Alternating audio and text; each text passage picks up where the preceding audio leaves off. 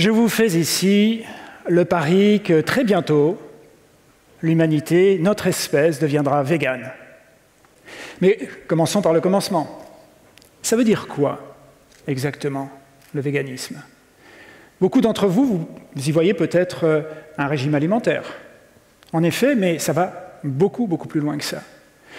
On pourrait représenter le véganisme comme une éthique dans laquelle on estime qu'il n'y a aucune raison valable d'exploiter ou de tuer des êtres vivants et sensibles si on n'a pas besoin de le faire.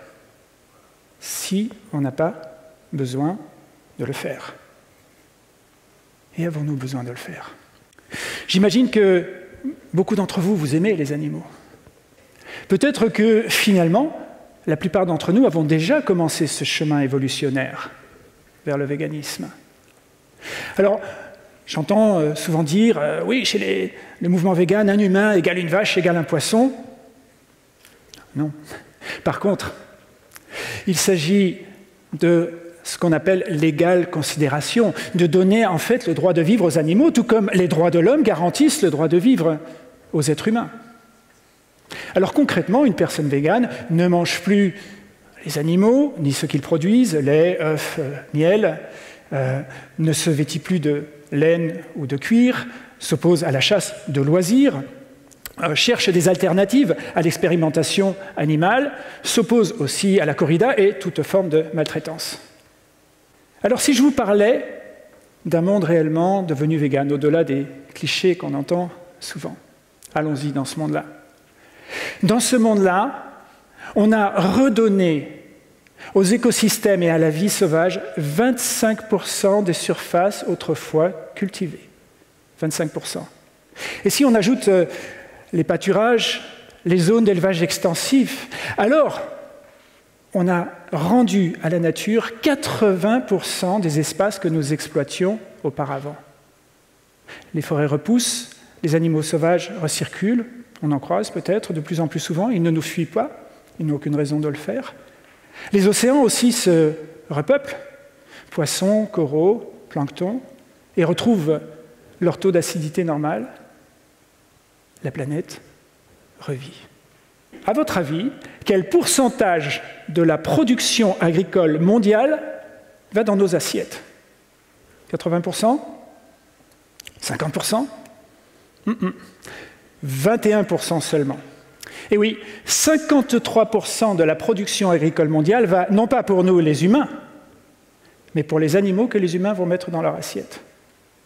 10% vont pour l'industrie et 16% partent en gaspillage. Le GIEC nous rappelle que pour 1 kilo de produit animal dans notre assiette, il aura fallu 38 kilos de matière végétale pour nourrir le dit animal. Matière végétale sèche en plus, on a retiré l'eau du calcul. Pas terrible, hein, comme rendement tout ça. Dans ce monde-là, non seulement les océans, les forêts ont repoussé, parlons aussi de ce que nous raconte l'American Dietetic Association, la plus grande, 100 000 personnes dans le monde, et qui nous dit déjà dès 2009 qu'un régime végétal s'avère bon pour la santé à tous les âges de la vie, y compris pour les enfants, les femmes enceintes et les sportifs de haut niveau, les athlètes. Novak Djokovic ne vous dira certainement pas le contraire, champion du monde de tennis avec une alimentation végétale. Venus Williams non plus.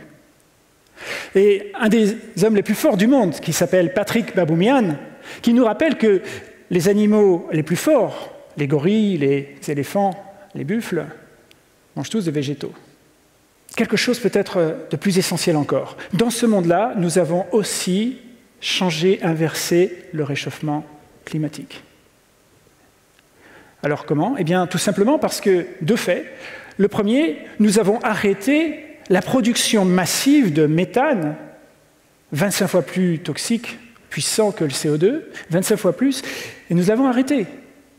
En 2019, j'ai eu l'occasion de faire partie de ce qu'on appelle le peer review, qui donc vérifiait une publication scientifique qui visait à calculer quel pourcentage de gaz à effet de serre proviennent de l'élevage.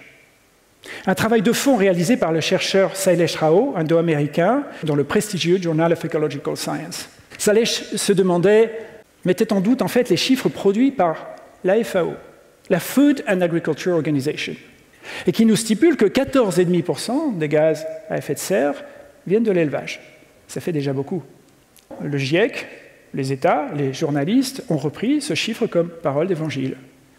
Alors il fallait tout reprendre à zéro, tout recalculer, sans parti pris, sans enjeu financier derrière. Et là, je vous laisse deviner quel pourcentage de gaz à effet de serre il a trouvé. 2 fois plus? 3 fois plus? 6 fois plus. 87% des gaz à effet de serre, aujourd'hui, viennent de l'élevage.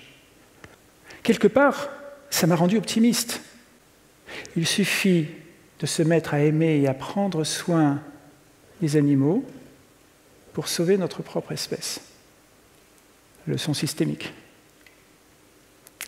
Il n'y a pas longtemps, j'avais une conversation avec une amie, une de ces conversations habituelles sur le véganisme, et comme tant de gens, elle sait très bien qu'on n'a pas besoin de manger des animaux, elle sait très bien la souffrance qu'il y a. Comme 21% des Français, elle sait qu'on n'a pas besoin de les mettre dans son assiette.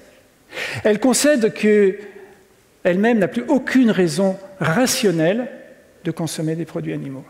Alors je lui demande, mais pourquoi ne changes-tu pas? Qu'y a-t-il qui te retient? Eh bien, j'ai peur. Et t'as peur de quoi? Eh bien, j'ai peur de mettre le doigt dans l'engrenage. J'ai peur de la personne que je vais devenir si je pousse l'analyse jusqu'au bout, de ne plus pouvoir aller au restaurant, faire des barbecues avec mes amis. J'ai peur de comment ça va se passer avec mes enfants. J'ai peur de comment ça va se passer au travail, comment on va me regarder. J'ai peur de ne pas savoir cuisiner. Peut-être que vous ressentez vous aussi ce même malaise, peut-être maintenant même, comme je vous en parle.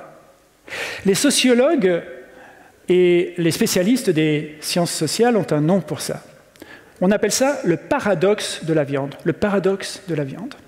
Il se produit exactement quand 2 espaces cognitifs en nous se confrontent, s'affrontent. 2 logiques qui s'opposent. L'une dit « j'aime les animaux, je ne veux pas leur faire de mal ». Et l'autre dit « je les tue, je les mange ». Beaucoup essayent de résoudre ce conflit intérieur en disant « on peut manger des animaux et ne pas les faire souffrir ». Un message largement relayé par les lobbies de l'élevage. Ils tirent là probablement leur dernière cartouche. Regardons les choses en face. Prendre soin des animaux, ok. Cela veut dire que nous allons mettre en extérieur 70 milliards d'animaux que nous tuons chaque année, dont la plupart viennent des enfers concentrationnaires dans lesquels on les garde. 70 milliards, impossible. Donc, vous mangerez de la viande ou du fromage de temps en temps, ça vaudra très cher, ça n'aura absolument pas résolu la question du réchauffement climatique, et encore moins celle de la souffrance animale. Cela vaut-il vraiment, vraiment le coup? Alors, si vous vous retrouvez dans cette conversation que j'ai eue avec mon ami, ou dans ce paradoxe de la viande comme tant de personnes, il n'y a rien à craindre. Il suffit simplement déjà de confronter ce que je viens de vous dire.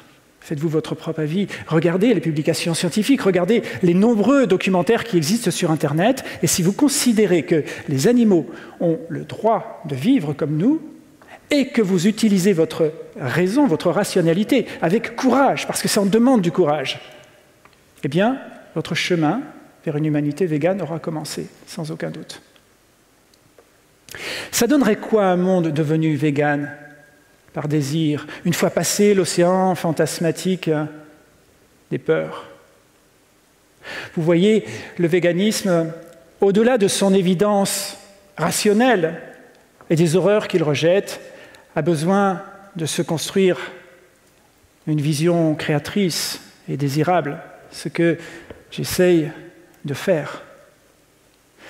Alors, prenez du temps avec vous-même, prenez soin de vous, ne vous jugez pas, Ne vous faites pas mal, ne devenez pas un tyran avec vous-même ou avec les autres. Écoutez ce mouvement intérieur, ce mouvement évolutionnaire, cette petite voix qui sait. Faites-lui confiance.